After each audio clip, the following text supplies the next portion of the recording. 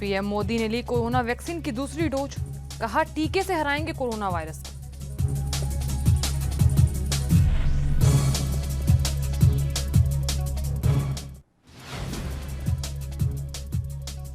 देश में कोरोना से हाहाकार, 24 घंटों में 1,26,000 से ज्यादा नए केस आए सामने। 684 लोगों की मौत। महाराष्ट्र दिल्ली में महासंकट।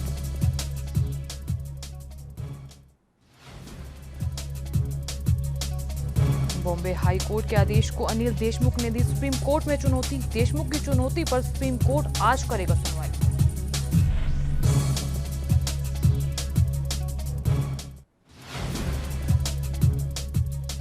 और बंगाल में आज हर विधानसभा क्षेत्र में प्रदर्शन करेगी बीजेपी। बीजेपी प्रदेश अध्यक्ष दिलीप घोष पर हुए हमले का विरोध।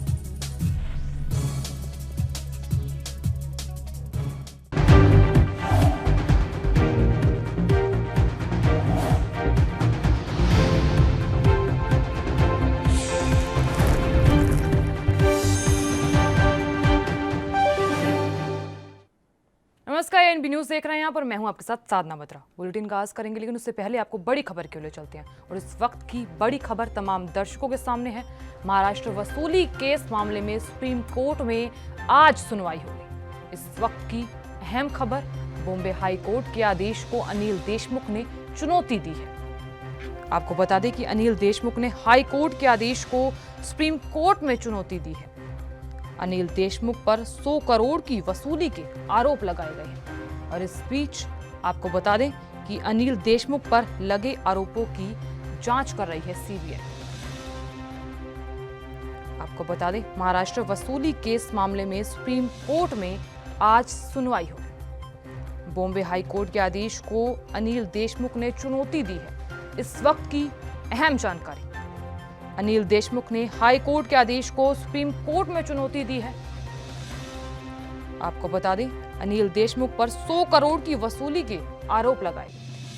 और इस बीच अनिल देशमुख पर लगे आरोपों की जांच कर रही है सीबीआई। इस वक्त की बड़ी जानकारी, महाराष्ट्र वसूली केस मामले में सुप्रीम कोर्ट में सुनवाई आज। इस वक्त की बड़ी जानकारी, आपको बता दें, बॉम्बे हाई कोर्ट के आदेश को अनिल देशमुख ने चुनौती दी है। इस वक्त की अहम और बड़ी खबर, बॉम्बे हाई कोर्ट के आदेश को अनिल देशमुख ने चुनौती दे दी है। और अब आपको यह भी बता दें कि अनिल देशमुख पर आरोपों की जांच कर रही है सीबीआई। इस वक्त की बड़ी और अहम खबर तमाम दर्शकों को बता दें, महाराष्ट्र वसूली केस मामले में सुप्रीम कोर्ट में आज सुनवाई होगी। बॉम्बे हाई कोर्ट के आदेश को अनिल देशमुख ने चुनौती दी है। और आपको बता दें कि अनिल देशमुख ने हाई कोर्ट के आदेश को सुप्रीम कोर्ट में अब चुनौती दी है। और इसी के साथ आपको ये भी बता दें कि अनिल देशमुख पर 100 करोड़ की वसूली के आरोप लगे हैं। इस वक्त की बड़ी और अहम खबर आप एएनबी की स्क्रीन पर देख पा रहे हैं। एएनबी न्यूज आपको लगातार बड़ी खबर से रूबरू करवा रहा है। महाराष्ट्र वसूली केस मामले में सुप्रीम कोर्ट में सुनवाई आज। बॉम्बे हाई कोर्ट के आदेश को अनिल देशमुख ने चुनौती दी है। साथ ही आपको यह भी बता दें कि अनिल देशमुख ने हाई कोर्ट के आदेश को सुप्रीम कोर्ट में भी चुनौती दी है। इस वक्त की अहम और महत्वपूर्ण जानकारी, आपको बता दें कि अनिल देशमुख पर लगे आरोपों की सीबीआई लगातार जांच कर रही है। इस वक्त की अहम और बड़ी खबर, बॉम्बे हाई कोर्ट के आदेश को अनिल देशमुख ने अब चुनौती दी है। अनिल देशमुख ने हाई कोर्ट के आदेश को सुप्रीम कोर्ट में चुनौती दी है। और इस खबर पर अधिक जानकारी के लिए हमारे साथ मुरारी सिंह जुड़ रहे हैं। मुरारी, लगातार बॉम्बे हाई कोर्ट के आदेश को अनिल देशमुख ने अब चुनौती दी है और इस पर आज वसूली केस में सुप्रीम कोर्ट में आज सुनवाई होने वाली है। फिलहाल क्या कुछ ताजा अपडेट है? जी साहब, बिल्कुल सही कहना है। लगातार अनिल देशमुख इस समय बने हुए विवाद उनके सामने है। जिस तरीके से राष्ट्र के पूर्व मुंबई के पूर्व पुलिस कमिश्नर ने उनके ऊपर आरोप लगाया, बॉम्बे हाईकोर्ट से जांच की बात आई थी, उन्होंने सीधा दूसरे दिन ही सुप्रीम कोर्ट में इसकी जो है कि चुनौती किए थे। 200-250 पन्ने की उन्होंने अपनी रिपोर्ट वहां पर दी है, जिस पर आज सुनवाई होना है। देखना ये होगा कि सुप्रीम कोर्ट इस मामले में क्या गंभीरता लेती है। लेकिन जिस तरीके से तमाम सबूत एएनआईए और सीबीआई के हाथ लग रही है, और कल जिस तरीके से अंटालिया केस में मुख्य आरोपी जो है कि वाजे ने भी कहा है कि हमें वर्दी के लिए 2 करोड़ रुपए जो है कि अनिल देशमुख को देने की बात थी। तो ऐसे तमाम जो आरोप हैं उस पर भी सुप्रीम कोर्ट की नजर रहेगी, उन पहलुओं को भी सुप्रीम कोर्ट समझेगा और क्या कुछ फैसला देता है इस पर सबकी निगाहें टिकेगी। जी मुरारी, आपसे जानना चाहेंगे कि अनिल देशमुख पर कई आरोप लगाए हैं और ऐसे में जो आरोप लगाए गए हैं उन आरोपों की जांच कर रही है सीबीआई, और फिलहाल सीबीआई की जांच में क्या कुछ सामने आने वाला है? देखिए, सीबीआई ने सबसे पहले जो है इस पूरे मामले के जो मुख्य धार हैं और सचिन वाजे, उनकी कस्टडी के लिए उन्होंने बॉम्बे हाई कोर्ट में जब अपनी बात रखी थी, उस पर उनने कोर्ट की तरफ से जो है जांच के लिए सचिन वाजे मिला है। सचिन वाजे से भी जांच सीबीआई करेगी, क्योंकि सीबीआई उन तमाम तारों को जोड़ना चाहेगी जो अनिल देशमुख तक पहुंच रहे हैं। उन तमाम तथ्यों को, उन तमाम सबूतों को खंगालना होगा, उन तमाम ठोस सबूत, क्योंकि ये एक राजनीतिक बड़े मैटर है। कह सकते हैं कि महाराष्ट्र के गृह राज्य मंत्री की जांच की बात है, तो इसमें कहीं न कहीं सीबीआई बहुत ही बारीकी से उन तमाम पहलुओं को खंगाल रही है, उन तारों को जोड़ रही है जो अनिल देशमुख तक पहुंच रहे हैं। जी चलिए मुरारी, बहुत बहुत शुक्रिया तमाम जानकारी देने के लिए और जानकारी साझा करने के लिए। आपको बता दें कि बॉम्बे हाई कोर्ट के आदेश को अनिल देशमुख ने चुनौती दी है। इस वक्त की अहम जानकारी अब तक आपको बता रहे थे। आपको बता दें कि महाराष्ट्र वसूली केस मामले में सुप्रीम कोर्ट में आज सुनवाई होगी।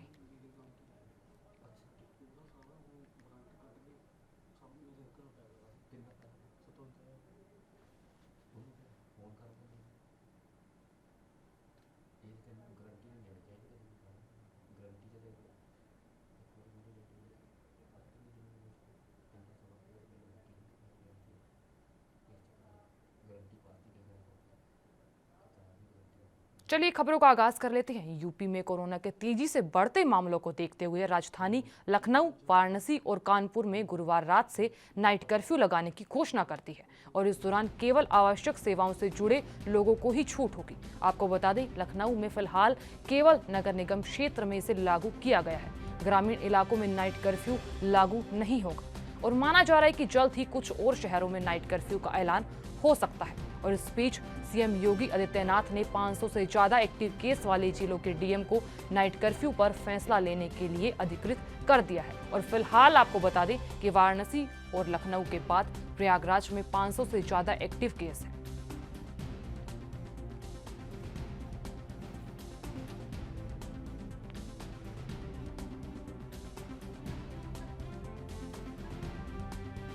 और इस खबर पर अधिक जानकारी के लिए हमारे साथ राजकुमार जायसवाल जुड़ा। राजकुमार, लगातार कोरोना के मामले बढ़ रहे हैं और इस बीच यूपी में भी आए दिन मामले बढ़ रहे हैं, और इस बीच आज से लखनऊ, वाराणसी और कानपुर में नाइट कर्फ्यू का ऐलान कर दिया गया है।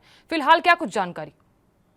जी साधना जी, आपको बता दें कि लगातार उत्तर प्रदेश के कुछ ऐसे जिले हैं जहां पे 500 से ज्यादा केसेस आ गए हैं कोरोना के। ऐसे में वहां पे समस्या बहुत ज्यादा गंभीर हो गई है। ऐसे में लखनऊ नगर निगम क्षेत्र में जो है रात्रिकालीन कर्फ्यू लगाया गया है, जो 8 अप्रैल से रात 9 बजे से सुबह 6 बजे तक रहेगा, और यह प्रत्येक दिन जो है रातकालीन कर्फ्यू रहेगा। इसमें जो है ये 16 अप्रैल की सुबह तक ये कर्फ्यू लगा रहेगा। ऐसे में जो है ये सिर्फ लखनऊ नगर निगम के लिए है, लखनऊ के जो ग्रामीण इलाके हैं वहां के लिए ये कर्फ्यू नहीं है। ऐसे में प्रयागराज और भी जो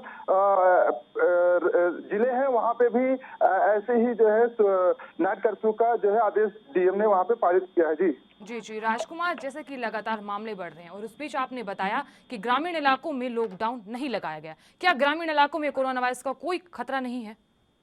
नहीं, अगर देखा जाए तो ये कहा जा सकता है कि ग्रामीण में जो जनता रहती है उनका जो है जो एक तरह से जो उनकी कार्य क्षमता होती है वो कहीं ना कहीं मजबूत होती है। ऐसे में इसको देखते हुए ये जैसे कि कहते हैं पूर्वानुमान लगाना कि जो है ये लोग ज्यादा मजबूत हैं, इनको एक बार से थोड़ा सा ढीला ही दिया जाए, इनको ढीला किया जाए। फिलहाल गांव में भी ये भी रहता है कि यहाँ पे जगह है, लोग सोशल डिस्टेंसिंग का ज्यादातर ये रहता है कि अपना बाहर है, निकल रहे हैं, लेकिन शहरों में ये होता है कि एक ही कमरे में है, रोड पर है, जो भी है, तो वहाँ पे सोशल डिस्टेंसिंग का पालन नहीं हो पाता है, चाहे वो ऑफिस हो, चाहे वो रोड हो या घर हो, एक कमरे में बंद रहना। तो इसको देखते हुए ग्रामीण इलाकों को इससे अछूता रखा जाता है। राजकुमार, जानकारी मिली कि कुछ और इलाकों में भी लॉकडाउन का या तो लॉकडाउन होगा या फिर नाइट कर्फ्यू का ऐलान हो सकता है, और वो कुछ इलाके कौन से हैं? देखिए, हम आपको बता दें कि लखनऊ, वाराणसी, कानपुर में नाइट कर्फ्यू का ऐलान कर दिया गया है। ये सीएम ने निर्देश दिया था कि जहां पे 500 से ज्यादा केस है वहां पे नाइट कर्फ्यू लगेगा, और ऐसे जिलों में जिलाधिकारी ये अपने स्वविवेक निर्णय पर ये निर्णय ले सकते हैं कि जो है यहाँ पे नाइट कर्फ्यू लगाया जाए, जो कि रात 10 बजे से सुबह। राजकुमार, बहुत बहुत शुक्रिया तमाम जानकारी देने के लिए और जानकारी साझा करने के लिए। चलिए अगली खबरों का आगाज कर लेते हैं। कोरोना के बढ़ते मामलों का असर फिर से स्वास्थ्य सुविधाओं पर पड़ने लगा है, और इसे देखते हुए एम्स ने अपनी ओपीडी सेवाओं को सीमित करने का फैसला लिया है। आपको बता दें कि पिछले 2 महीने से एम्स में ओपीडी सुविधा नॉर्मल चल रही थी, लेकिन अब 2 महीने बाद एक बार फिर से इसे सीमित करने का फैसला किया गया है। और इसी के साथ एम्स के नए आदेश के अनुसार अब इलाज के लिए बिना अपॉइंटमेंट के सीधे पहुंचने वाले मरीजों का ओपीडी रजिस्ट्रेशन बंद कर दिया है। यानी कि अब अगर ऑनलाइन रजिस्ट्रेशन होगा तो ही ये सुविधा मिलेगी। इसीलिए बिना अपॉइंटमेंट के पहुंचने वाले मरीजों को अब ओपीडी में नहीं देखा जाएगा। सिर्फ ऑनलाइन और कॉल सेंटर के जरिए आप अपॉइंटमेंट लेने वाले मरीजों को ही ओपीडी में इलाज मिलेगा। तो यहाँ एम्स का ये आदेश 8 अप्रैल यानी कि आज से लागू होगा। इस आदेश के बाद नॉन कोविड मरीजों की परेशानी फिर से बढ़ने वाली है।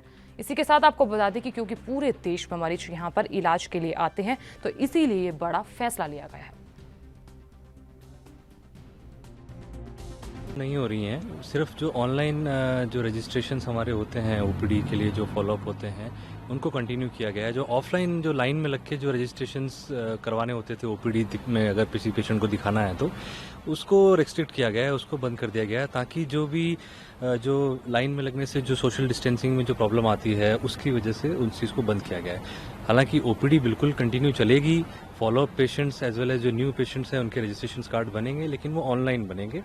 और क्योंकि जो कोविड तो है ही है, उसके साथ में जो नॉन कोविड केसेस जो हमारे होते हैं, जैसे डायबिटीज़, हाइपरटेंशन, टीबी, उनको भी रेगुलर ट्रीटमेंट की जरूरत होती है, उनको ट्रीटमेंट देना भी हमारी जिम्मेदारी है। इसलिए अभी फिलहाल के लिए ओपीडी बंद नहीं है, सिर्फ ऑफलाइन जो रजिस्ट्रेशन हैं उन्हीं को रुका गया है। ये कब तक चलेगा?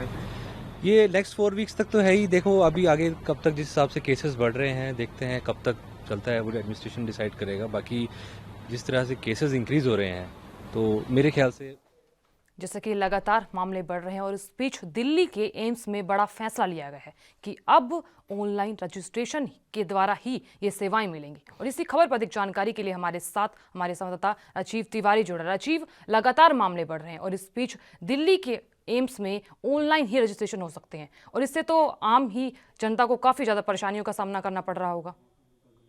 देखिए बिल्कुल भाई, जिस तरीके से लगातार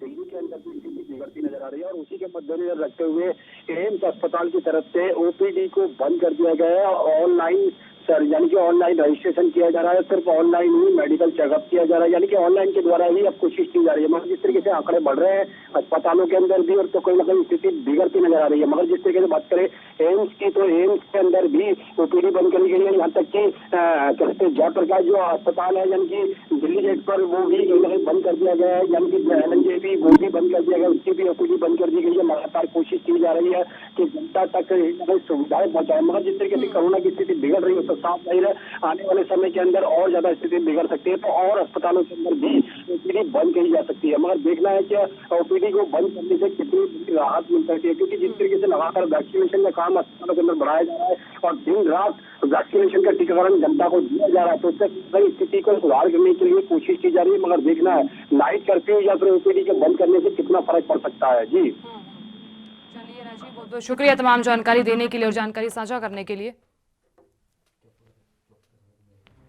आपको बता दें कि कोरोना के बढ़ते मामलों का असर फिर से स्वास्थ्य सुविधाओं पर पड़ने लगा है, और ऐसे में अब एम्स में अब ओपीडी का रजिस्ट्रेशन नहीं होगा।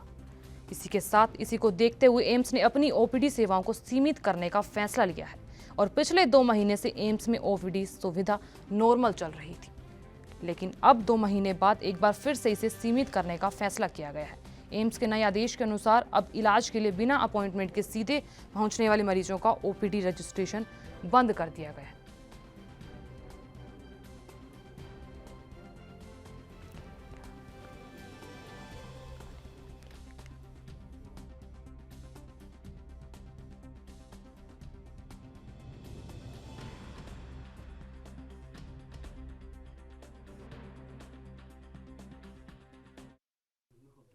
चलिए आपको इस वक्त की बड़ी खबर के लिए चलते हैं और इस वक्त की बड़ी खबर पश्चिम बंगाल से आ रही है। आज दिलीप घोष पर हमले का विरोध बीजेपी करेगी। आपको बता दें कि आज बंगाल में हर विधानसभा क्षेत्र में बीजेपी प्रदर्शन करेगी। इस वक्त की अहम जानकारी तमाम दर्शकों के सामने है। आपको बता दें कि बीजेपी प्रदेश अध्यक्ष दिलीप घोष के काफिले पर हमला हुआ था और उसी बात को लेकर ईसी ने ममता सरकार से रिपोर्ट मांगी है। इस वक्त की बड़ी और अहम जानकारी, आज दिलीप घोष पर हमले का विरोध करेगी बीजेपी। आपको बता दें कि आज बंगाल में हर विधानसभा क्षेत्र में बीजेपी का प्रदर्शन होगा। बीजेपी प्रदेश अध्यक्ष दिलीप घोष के काफिले पर हमला हुआ था और इसी बीच आपको बड़ी जानकारी दे दें कि इसी हमले को लेकर ईसी ने ममता सरकार से रिपोर्ट मांगी है। पश्चिम बंगाल से इस वक्त की अहम जानकारी, आज दिलीप घोष पर हमले का विरोध करेगी बीजेपी। आज बंगाल में हर विधानसभा क्षेत्र में प्रदर्शन करेगी बीजेपी। आपको बता दें इस वक्त की बड़ी और अहम जानकारी आप अपनी टीवी स्क्रीन पर देख पा रहे हैं। पश्चिम बंगाल से इस वक्त की बड़ी खबर, आज दिलीप घोष पर हमले का विरोध करेगी बीजेपी। आज पश्चिम बंगाल में हर विधानसभा क्षेत्र में बीजेपी का प्रदर्शन रहेगा। और इसी के साथ आपको ये भी बता दें कि बीजेपी प्रदेश अध्यक्ष दिलीप घोष के काफिले पर हमला हुआ था और इसी बीच इस हमले को लेकर ईसी ने ममता सरकार से रिपोर्ट मांगी है। इस वक्त की बड़ी और अहम खबर तमाम दर्शकों को बता दें।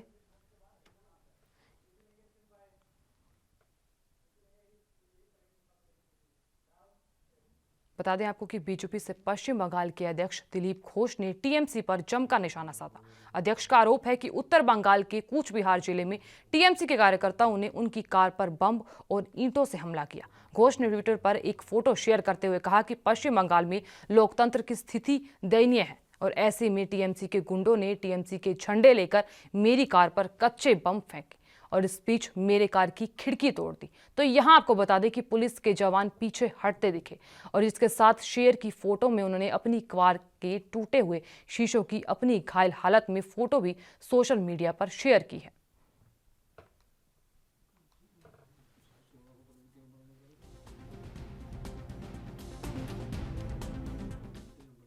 उधर चुनाव आयोग ने पश्चिम बंगाल की सीएम ममता बनर्जी को नोटिस जारी किया और इसमें ममता बनर्जी से चुनाव प्रचार के दौरान खुलेआम सांप्रदायिक आधार पर वोट मांगने को लेकर 48 घंटे में जवाब मांगा गया है। गौरतलब है कि बीजेपी ने ममता बनर्जी के वोट के लिए मुस्लिम पर दिए बयान के खिलाफ चुनाव आयोग में शिकायत दी थी।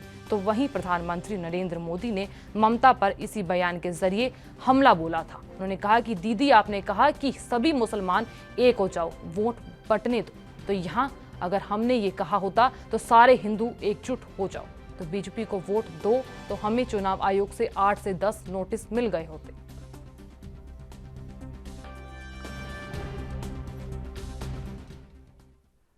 पश्चिम बंगाल में चौथे चरण के मतदान से पहले मुख्यमंत्री और टीएमसी प्रमुख ममता बनर्जी ने बीजेपी पर कड़ा हमला बोला। ऐसे में आपको बता दें कि बीजेपी पर करारा हमला बोला गया है। उन्होंने कहा कि वह बंगाल की शेरनी है जो बीजेपी के हमले के आगे नहीं झुकेगी। तो यहाँ कूच बिहार में एक चुनावी सभा में ममता बनर्जी ने मतदाताओं पर मनोबल बढ़ाने के लिए कहा कि वो असम से गुंडे लाते हैं, वे बम धमाका करते हैं और लोगों को डराते हैं, आप लोग न डरें। तो यहाँ ममता बनर्जी ने कहा कि वो नहीं चाहते कि यहाँ की महिलाएं मतदान करें। केंद्रीय सुरक्षा बल माताओं और बहनों को मतदान से रोक रहे हैं। ये बातें ममता बनर्जी द्वारा कही गई। उन्होंने कहा कि अगर बीजेपी सत्ता में आई तो असम की तरह राज्य में हिरासत शिविर बनाएगी।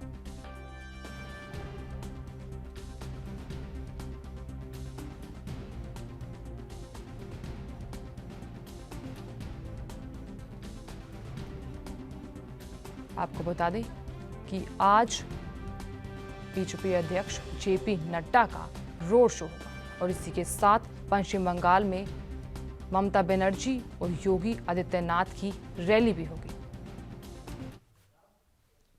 कोरोना के बढ़ते केस के बीच प्रधानमंत्री नरेंद्र मोदी ने आज वैक्सीन की दूसरी डोज ली और खुद प्रधानमंत्री मोदी ने ट्वीट करते हुए कहा कि मैंने आज दिल्ली एम्स में वैक्सीन की दूसरी डोज ली है। और इसी के साथ ही पीएम मोदी ने पात्र लोगों से वैक्सीन की डोज लेने की अपील करते हुए कहा कि टीकाकरण हमारे पास वायरस को हराने के लिए कुछ तरीकों में से एक है।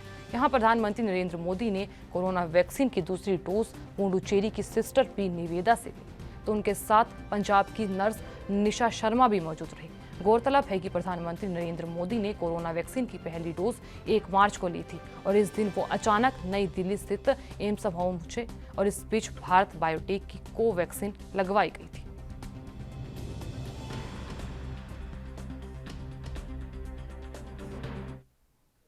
टीकाकरण के मामले में अमेरिका को पीछे छोड़ते हुए भारत सबसे तेज टीकाकरण करने वाला देश बन गया है। आपको बता दें कि बुधवार सुबह तक 24 घंटों में 33 लाख डोज टीकाकरण किया गया और अब तक देश में कुल 8.7 करोड़ डोज वैक्सीन लगाई जा चुकी हैं। लेकिन दूसरी तरफ कुछ राज्यों ने वैक्सीन की कमी का मुद्दा उठाते हुए केंद्र से सप्लाई बढ़ाने की मांग की है।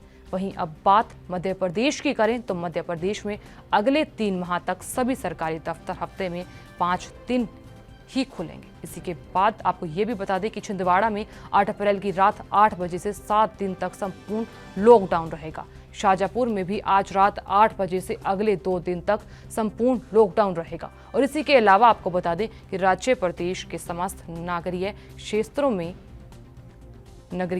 में 8 अप्रैल से नाइट कर्फ्यू रहेगा और सभी जिलों के नगरीय क्षेत्रों में प्रत्येक रविवार लॉकडाउन रहेगा।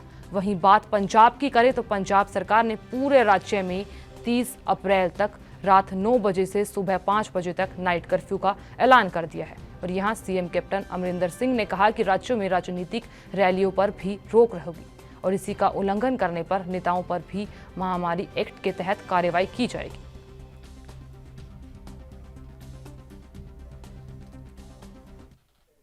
कोरोना मामलों के बढ़ोतरी होने की वजह से राजधानी की गाजीपुर मंडी में लोग कोरोना नियमों का उल्लंघन करते हुए दिखाई दिए। बता दें कि दिल्ली में कल कोरोना के 5,506 नए मामले सामने आए, लेकिन फिर भी जनता कोरोना को लेकर लापरवाह दिख रही है। दरअसल यहां मंडी में कई लोगों ने मास्क नहीं लगाया और न ही सोशल डिस्टेंसिंग का पालन करते हुए दिखाई दिए।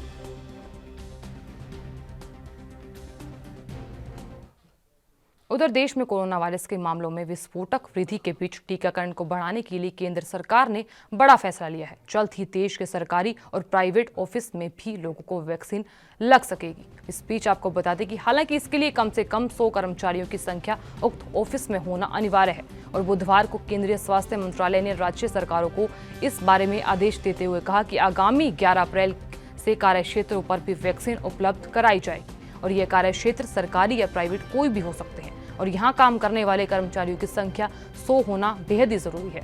हालांकि मंत्रालय ने यह भी स्पष्ट किया कि कार्यक्षेत्र में वैक्सीन उपलब्ध होने के बाद भी यह 45 या उससे अधिक आयु वर्ष के लोगों को ही लग सकेगी।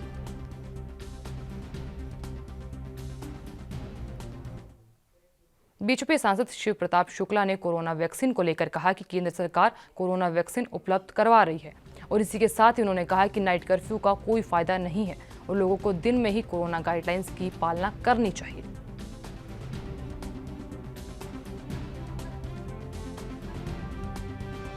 हल नहीं है, बल्कि लोगों को इसके लिए शिक्षित करना चाहिए कि भाई आप सुरक्षित स्वयं को रखिए। जब प्रधानमंत्री जी इसको कर रहे हैं तो सभी लोगों को करना चाहिए और दिन के समय ही सोशल डिस्टेंसिंग का पालन हो तो सबसे अधिक उपयुक्त मुझे लगता होगा। नाइट कर्फ्यू में अगर उनको लगता है तो ठीक है, हम इस पर कुछ नहीं कहा। इस बात को कहता रहा है कि वैक्सीन को जिसकी जितनी आवश्यकता हो वो बताए और केंद्र उपलब्ध भी करा रहा है। तो वहाँ जो है आवश्यकता, वो आवश्यकता ये है कि कैसे लोगों को उससे बचाया जा सके। वैक्सीन तो केंद्र सरकार दे ही रही है, लेकिन जो प्रत्येक क्षण वहाँ बढ़ रहे हैं केसेस, वह तुरंत वैक्सीन से नहीं खत्म हो सकते हैं। इस नाते वो जरूरत यह है कि आज जिस प्रकार से भारत के प्रधानमंत्री ने कहा था कि मास्क लगाइए, सोशल डिस्टेंसिंग रखिए। महाराष्ट्र सरकार या किसी उधर मुकेश अंबानी, अनिल अंबानी और 9 अन्य व्यक्तियों और कंपनियों पर सेबी ने 25 करोड़ रुपए का जुर्माना लगाया। आपको बता दें कि टेक ओवर कोड रेगुलेशन के उल्लंघन और शेयर होल्डिंग की अनियमितता के मामले में यह जुर्माना लगाया गया। और इस बीच अब सेबी ने अपने 85 पेज के आदेश में कहा कि रिलायंस इंडस्ट्रीज के प्रमोटर और मामले में शामिल अन्य संबंधित लोगों ने कंपनी को करीब 7% हिस्सेदारी का अधिग्रहण करने की बात कही है और सही तरीके से ये बात नहीं बताई गई। अब आपको ये भी बता दें कि ये मामला है कब का, और ये मामला जनवरी 2020 का है, जब 1994 में जारी 3 करोड़ वारंट के कन्वर्जन के द्वारा रिलायंस इंडस्ट्रीज में प्रमोटर की हिस्सेदारी में 6.83% की बढ़त की गई थी। और आरोप ये है कि इसमें प्रमोटर समूह द्वारा सेबी के रेगुलेशन 1997 के नियमों के मुताबिक ओपन ऑफर नहीं लाया गया। और अपने आदेश में सेबी ने कहा कि प्रमोटर ग्रुप और अन्य आरोपियों ने टेक ओवर रेगुलेशन 11(1) का उल्लंघन किया है। तो यहाँ आपको ये बता दें कि सेबी ने इसके लिए मुकेश अंबानी, अनिल अंबानी, कोकिला बेन और इसके साथ कई लोगों और कंपनियों पर 25 करोड़ रुपए का जुर्माना लगाया है।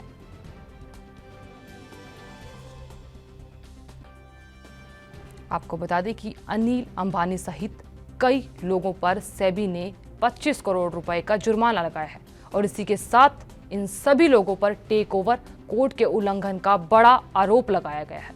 और इसी के साथ आपको ये भी बता दें कि इन सब लोगों पर घोटाले का भी आरोप लगाया गया है। फिलहाल के लिए इस बुलेटिन में इतना ही। आप देखते रहिए ANB न्यूज़। नमस्कार।